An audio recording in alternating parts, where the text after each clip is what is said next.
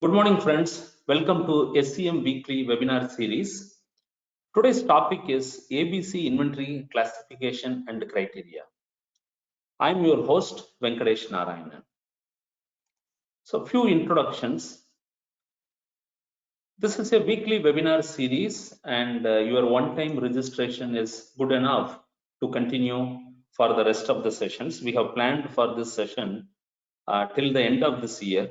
You can call it like a season.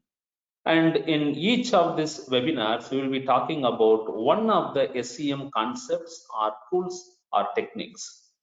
We will be having this webinar precisely for 30 minutes. That is our idea.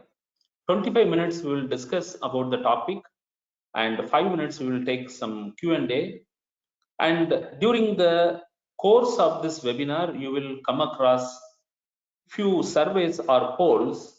Please participate in this. It will help us to design this webinar in a better manner.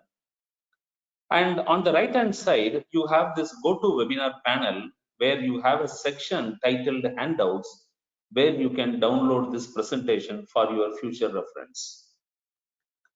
And this webinar is brought to you by Physics Business Consultant.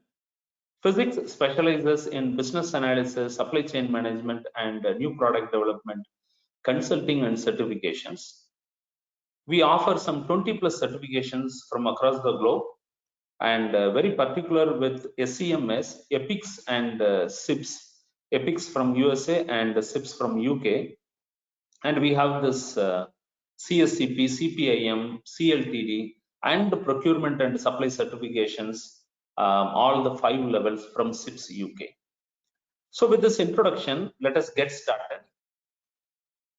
So in 1896,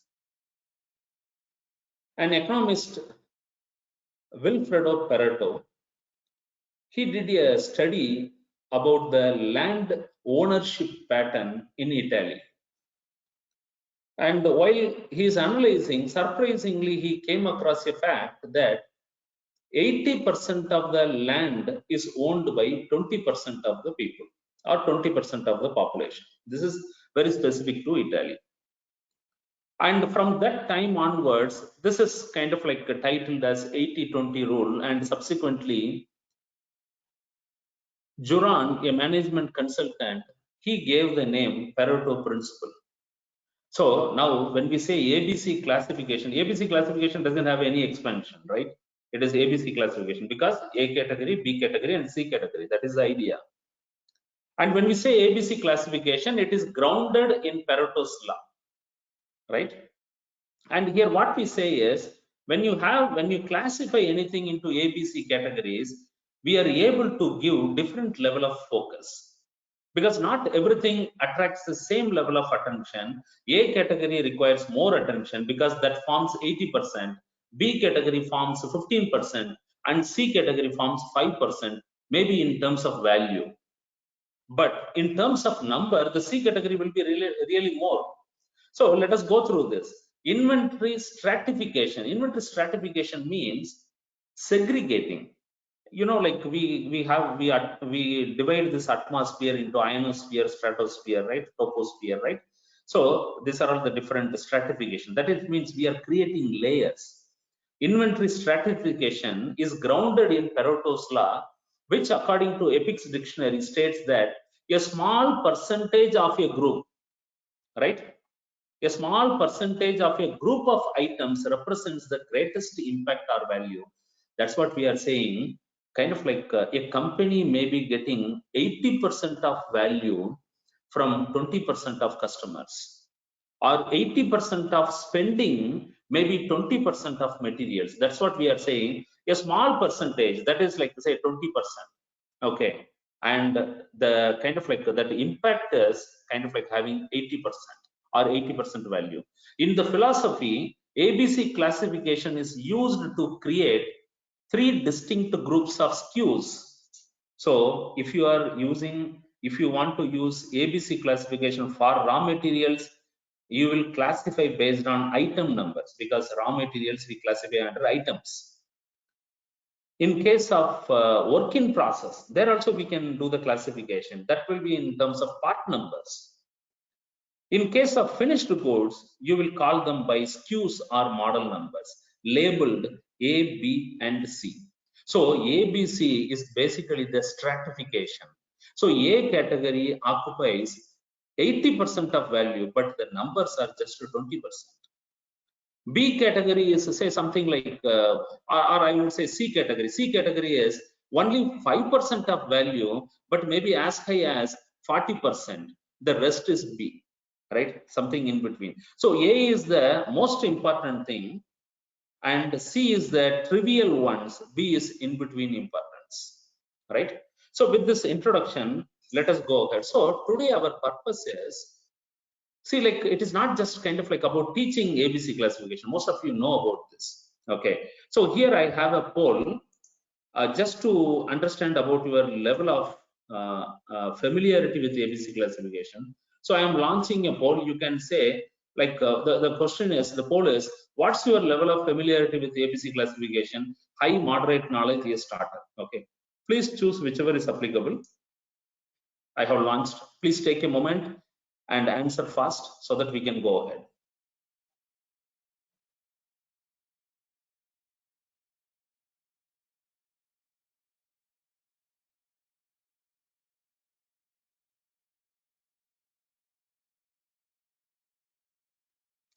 So like there are like we have completed up to 75%. Please give your voting fast, make it fast, so that we can go ahead. We should not spend too much time on this votings. Okay, perfect. So we have reached 80%. So I'm closing this now. So like the participants typically show 20% have high knowledge, 51% have moderate knowledge, and 29% a starter. Okay, perfect. Okay, so let us continue. So today our purpose of this discussion is kind of like we are going to critically evaluate ABC classification. This is not just introducing ABC classification to you, but of course starters need not have to worry, because we are talking about all the basic points as well. So here we want to critically evaluate ABC classification, whether this is doing the function what it intends to do. Does it serve the purpose for what we are using it? So here, ABC classification, there are different areas of application. Everything is connected with inventory, right? Because ABC classification, they use in different fields. But from our like supply chain professionals perspective, we are talking about more about inventory and warehousing. Okay. So inventory classification. So what are all the inventories typically you have? Raw materials, work in process, finished goods, distribution inventory, and then MRO, right? So these are all the inventory types. And how do we classify this? So in raw material, you will have a ABC classification, which is a very good guiding factor for your procurement professionals. In case of work in process ABC classification, this is applicable for the manufacturing professionals or the production environment or the production planning and control guys. And the ABC classification on the finished goods, it is applicable for warehouse, supply chain management, sales, and marketing, right? So in different parts of the industry, you may have different ABC classifications, and the thing is like it is for a particular purpose of the respective departments involved. Then inventory valuation, very much with finance. You know the three inventory valuation methods, right? FIFO, LIFO, and average method, then standard cost method. So we have this four major methods. FIFO and LIFO is the most widely used. Average inventory in case of bulk commodities like oil or your kind of like grains, right? Rice, wheat, in all those things we use the average cost method. So now when you say inventory valuation, here like the ABC classification is how we want to treat the different kinds of inventory. Okay, kind of like some of the, maybe A category may be first in first out, because you are a kind of like say a vegetable company, okay, vegetable export processing company, and kind of like some of the vegetables that are having high perishability in nature. So your criteria may be perishability, and A category are highly perishable, you will give more attention. They may be going through cold storages. C category, kind of like they may be kind of like the ground vegetables, right? Like potato, right? So these vegetables, like the shelf life is relatively, so you can say, longer compared to the A category. A category is like kind of like highly perishable in nature. 1 day, 2 day, that's it. So you want to classify based on that. Okay. So these A category items on perishability nature, we will use first in, first out, and in some other category, it may be kind of like average cost. Then inventory auditing, we have kind of like primarily we have this two, perpetual and periodical, and inventory auditing, like for which category you want to apply what. Okay. Then inventory replenishment, how you will refill your inventory. You can have ABC classification there. Order fulfillment, how you serve your customers, how kind of like some orders will be under A category, that has to be moved out fast. Okay. Warehouse zoning, you may divide the warehouse zoning, you may divide the entire warehouse into 3 parts, A, B, C, and the zoning criteria may be based on that. Then we have the other focuses, inventory handling. Some kind of like, for example, fragile items, they need to be handled by certain machinery. For example, when I was in Bosch, they are using kind of like vacuum lifters to lift the glasses, or kind of like Saint-Gobain, the glass manufacturing facility, they use vacuum lifters to lift the glasses, because otherwise it will leave some mark on the product. Okay. So we use kind of like this sophisticated equipments, material handling equipments for certain categories. So we will clearly say that these products are coming under, in terms of material inventory handling or material movement. The thing is like they are coming under this particular category, that is A category, and all A category items has to be used with these material handling equipments only. This is just to give clarity, right? Rather than for each item you cannot indicate. Rather, you will say these items are coming under this, and this is the way they have to be handled. Then supplier classification, you may classify your suppliers based on ABC, based on the criticality of the material or the routine nature of the material. Then customer classification, not like though we tell our customers that all customers are equal, customer is king and all customers are equal, right? This is a outside view, right? But when it really comes to your organization, of course you will say like some of them you call them as key customers, you don't tell the customers. Okay. So it's a kind of like we classify the customers in different category to better address them, because kind of like 20% of the customers are bringing 80% of your revenue. So of course you will classify them as A category customers, right? So this is like along the supply chain. So we are talking about, like, if you see all these areas of application, this is right from the time of procurement and all the way the products are delivered to the customer. You have to visualize this as an end-to-end supply chain. So ABC classification has application across the end-to-end supply chain, right? Now let us move on. So where do you find, now you kind of like we have discussed the ABC classification. So what I'm trying to, the bottom line is, ABC classification need not have to be only one thing for the entire company. I have seen many companies doing kind of like they create one classification, and the same classification is used by all the departments, right from kind of like their inbound to the outbound area. Not necessarily it is required. You can have, you can take advantage of this ABC classification, and you can classify them according to the respective area respective departments based on the convenience. So where do you find this ABC classification? Last week we discussed about enterprise inventory policy, right? This is a series of webinar. So next week we are having cycle counting best practices, right? So we are having a series of this program. So when we say enterprise inventory policy, this is a compendium of all matters that are pertaining to inventory decisions that is happening within your organization. This is like a Bible or a constitution for your book, for your organization, right? This is a Bible or a constitution for your organization. Anything that matters to inventory, you have to refer this document. So that is the reason we were talking about EIP or enterprise inventory policy. This is a manual, or this is a reference document. This is a standard operating procedure that you will refer to this for whatever matters related to inventory, because this is a policy that is taken for the company, and this is the way we will optimize our inventory management. And in case if you missed this enterprise inventory management enterprise inventory policy, you can go to this our blog, that is blog.physics.net/webinar. where you can download the presentation as well as you can go through the recorded webinar. Okay, in case if you are interested, you can go through that. So now we understood that where you can find this ABC classification for your company, because each company have a different way of doing the things. Okay, even this 80-20%, it not necessarily it has to be same. The thing is, like in most of the cases, we are finding this ballpark figure 80-20 rule, but it can be 70-30, kind of like it could be in your organization, or 90-10 possible. Okay, so don't kind of like don't overemphasize this 80-20. It is a matter of convenience. We are saying 80-20, but this may be just around this percentage. Okay, fine. So now, throughout your experience, you might have heard about that we are stuck with only one criterion.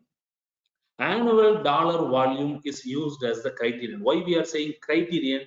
Criterion is singular, criteria is plural.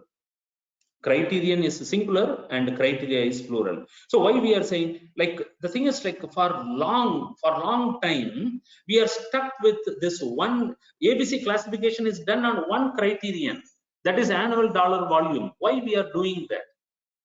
We are literally stuck. And the thing is, like, this is one of the biggest pitfalls of ABC classification these days. All the authors or the researchers across the world, they are debating why we are still stuck with this annual dollar volume alone. They're not saying that this is not important. No, they're saying this is important. But why for the last 50 years you are stuck with one criterion, that is called annual dollar volume? And this was first raised by Flores and Weiberg in their research paper in 1987. And they first propounded the idea of multi-criteria ABC analysis. That is, in ABC, let us use multiple criteria. So they kind of like, they started opening this in 1987. But even today, you take the best of the best books, and it talks about ABC classification with one criterion, that is called annual dollar volume. So we are not leveraging the full advantage of ABC classification. Okay, in fact, we will question the ABC classification itself at the end of this session. Okay, stay tuned. So now, why one criterion? What was the reason that, you see, like, they're talking about from 1987 onwards? Then what is the reason we are stuck with this one criterion? The reason is, it is simple to calculate. Lack of computing power. The thing is, like, today you are kind of like having this iPhone in your pocket. It is equal to IBM, the first or second supercomputer. The computing power is same. You are actually carrying a supercomputer of the past.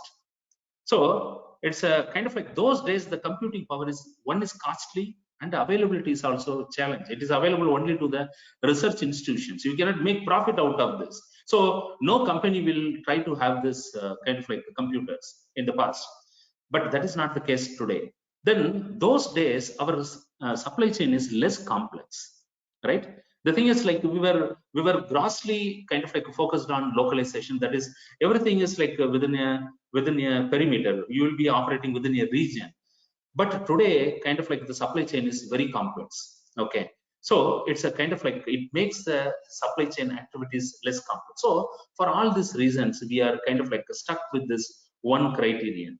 But now the thing is, like, what are we losing with the ABC analysis? So now I'm saying, see, I'm not glorifying ABC classification. In fact, I'm questioning ABC classification, right? So what is the biggest problem in ABC analysis? One size doesn't fit all. Not every company has to use the same ABC classification using the same criterion, which is the annual dollar volume. Not necessary. Then you are not optimizing your inventory, because this is one big policy.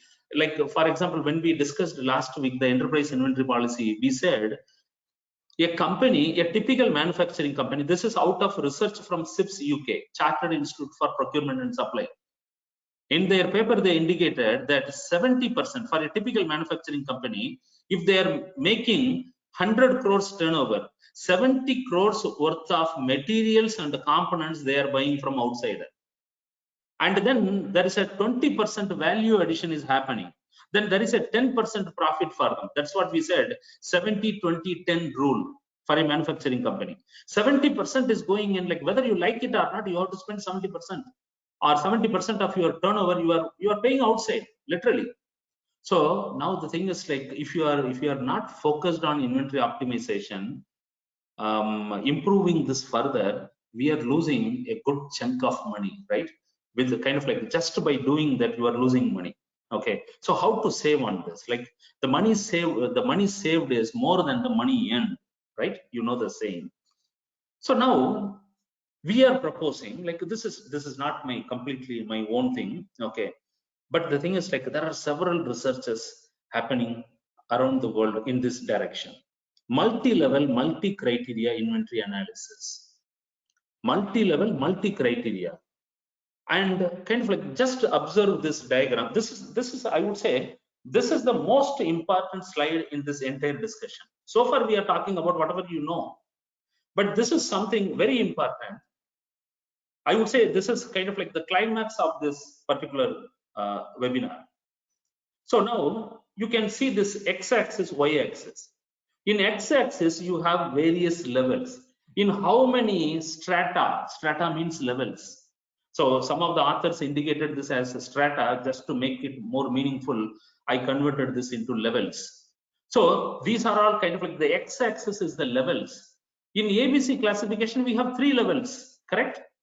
And criteria, we use only one criteria. So that is the reason, like, the y-axis is the criteria, so you can find the one. So one criteria and 3 levels, we have this ABC classification. But what this multi-level and multi-criteria is propounding is, what is multi-level and multi-criteria?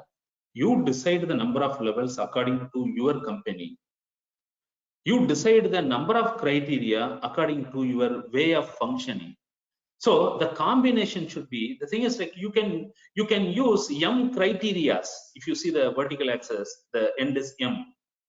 You can use M criteria and N levels and come out with your own multi-level and multi-criteria analysis. And at which level you need to run a simulation. This is kind of like sounds very simple, but coming out with the recommendation is a tough choice. You have to run a lot of simulations.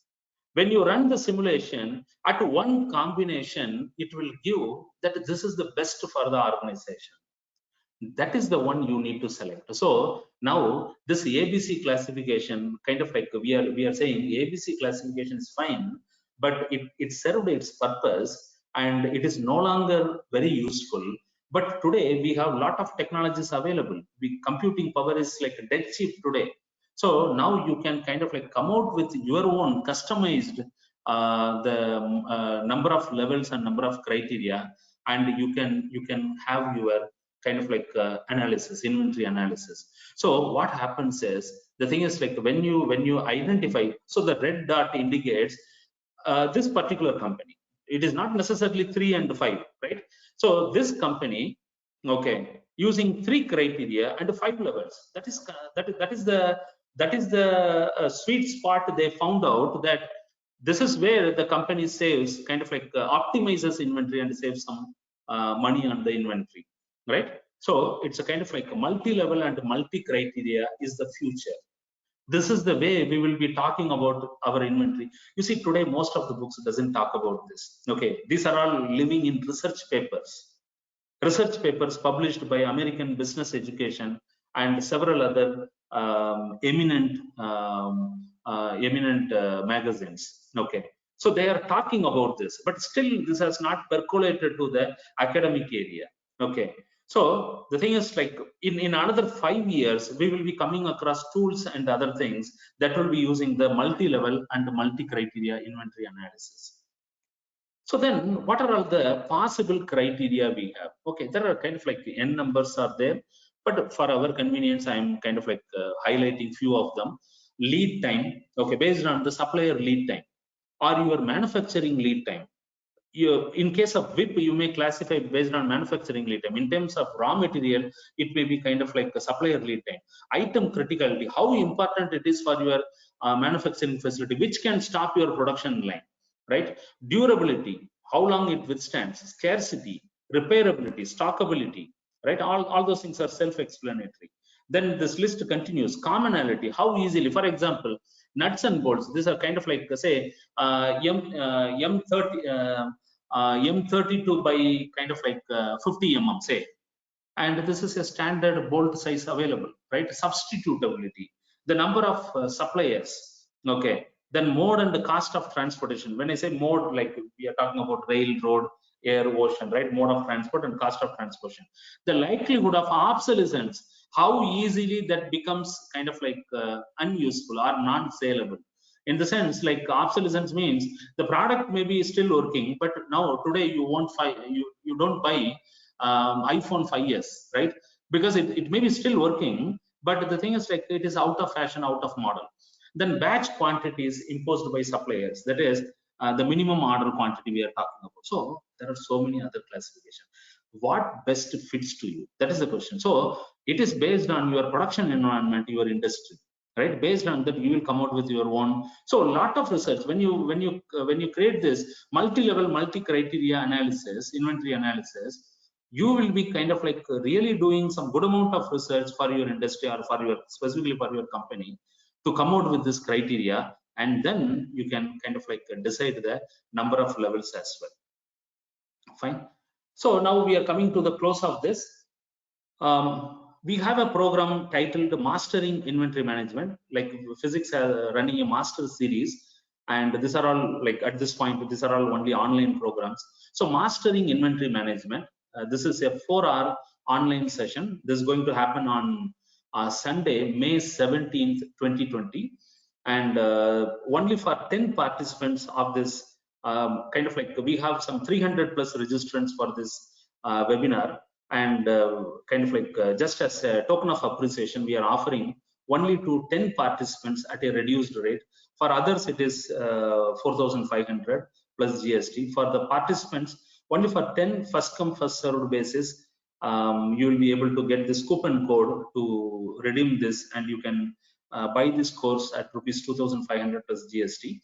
And if you are interested on this course, you can speak to our manager certification at 900-304-9000, or you can email her at certifications@physics.net. And then Q&A. Okay, so like here I will tell a couple of things, then I will take few questions, and subsequently we will wind up the session. We are going close to the session end. So the next week session is on the topic cycle counting best practices. It will be very interesting. Stay tuned and join us. Then we have, there is a group, ISCN, LinkedIn group. If you type ISCN and select the groups, you will find a group ISCN, and it has 22,000 members across the globe. They are the supply chain professionals. Okay, it is a pure supply chain professionals group. You can say one of the pristine group in the world, and kind of like we share a lot of people share a lot of articles, upcoming webinars. Okay, so kind of like if you want to get educated and want to network with people, this is one of the best place to be in. And now I will take few questions, and then I will wind up this. Okay.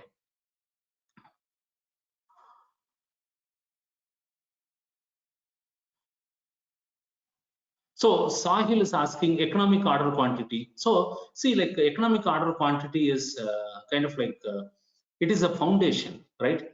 It is the foundation of the order quantities, and you may be using different softwares, whether it is SAP or Oracle. And the thing is like you will find that all these softwares are having foundation as economic order quantity. In fact, we have a session on the analysis of economic order quantity and questioning this economic order quantity and how it is important. Okay, we'll be having a session on this. And Sahil has a question again. There's a difference between perpetual and periodic inventory. See, the perpetual inventory is ongoing. Periodic means once in a year. So the periodic inventory means once in a year you will shut down the factory and you will count the inventory, and that is not a good practice. Not most of the companies, but when I started in my organization way back in 1990, we used to do this periodic inventory. That is, we will close the factory for 2-3 days, and everybody will be counting on the inventory. But it's not a good practice. But today, cycle counting is the best one, which we are going to discuss in the next session. Okay. So all other questions, I'm finding several other questions, but considering the time, like maybe I will take this last question. Like Pranit has a question here. How auditing, pharmacy supply chain, how auditing is done? Of course, in pharma, like in most of the companies, what I have seen is it's a kind of like they do both cycle counting as well as periodic inventory auditing. The cycle counting is very important because it is perishable in nature. The medicine has an expiry date, right? Whether you are a bulk drug producer or a branded drug producer, okay, generic or the retail ones, it's a kind of like cycle counting is very important. Okay, and the other thing is for various regulations. For example, if your company is working with under the purview of US FDA, okay, the United States Food and Drug Administration Department, very powerful organization, right? Only with their approval you can sell any medicines within the US geography. Okay, so they kind of like they also demand sometimes the periodic inventory. Okay, so with this I am concluding this. So we typically take like exactly 30 minutes, and thank you so much for your participation, and kind of like we will meet in the next week webinar. Thank you so much. Bye for now.